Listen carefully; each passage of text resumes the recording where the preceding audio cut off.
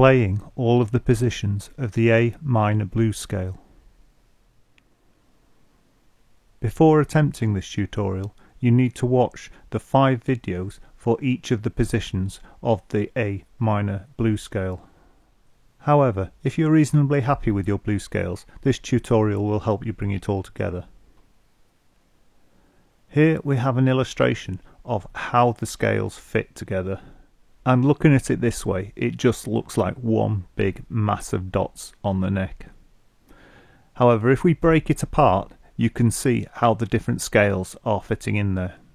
So, the first position,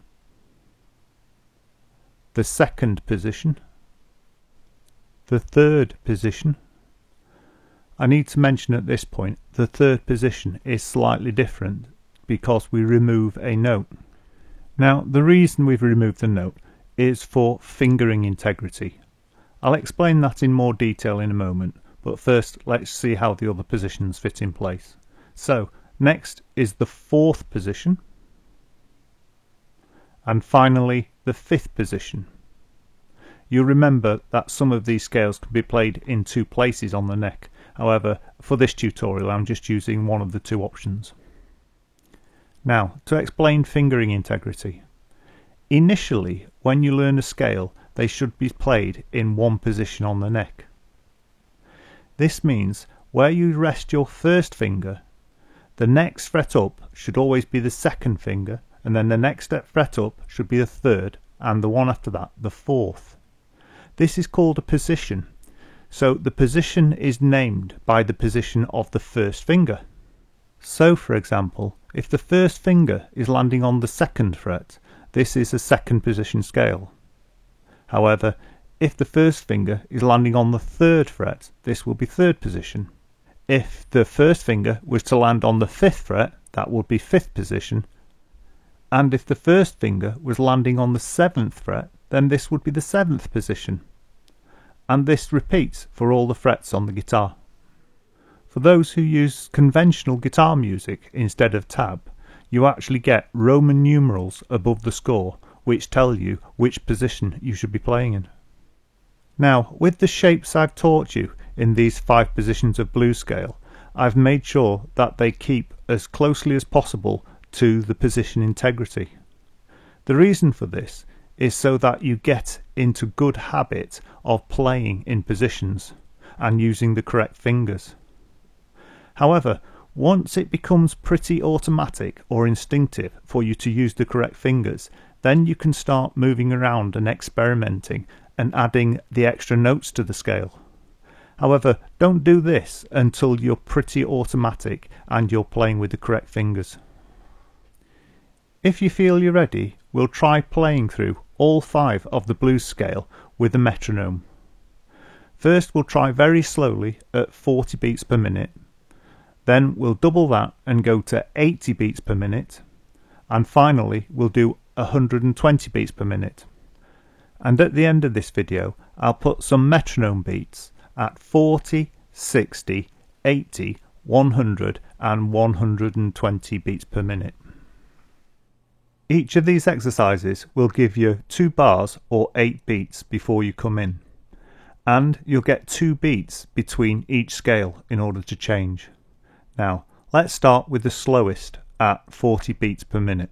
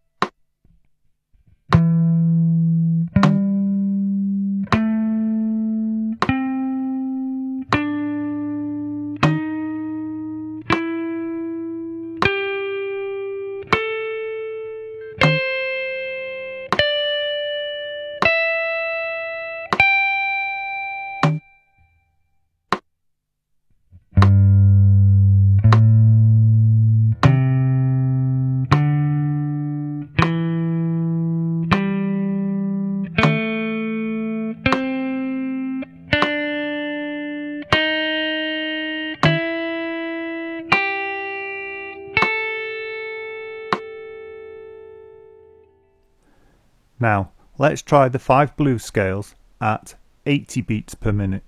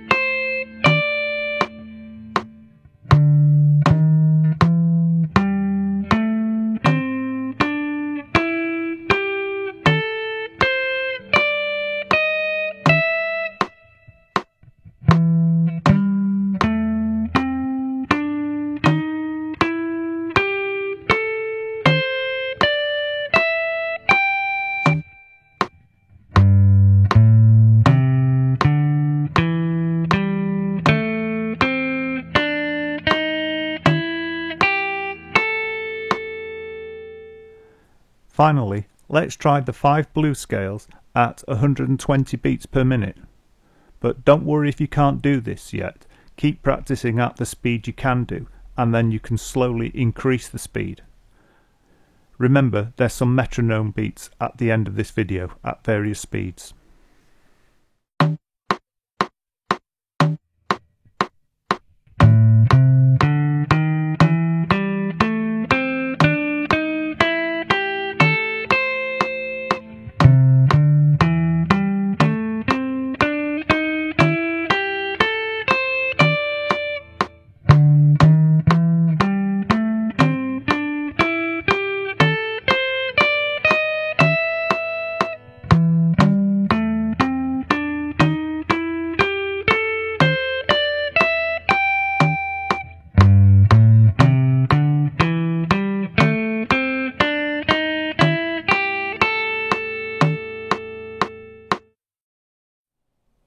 And finally, here are the metronome beats at various speeds. 40 beats per minute.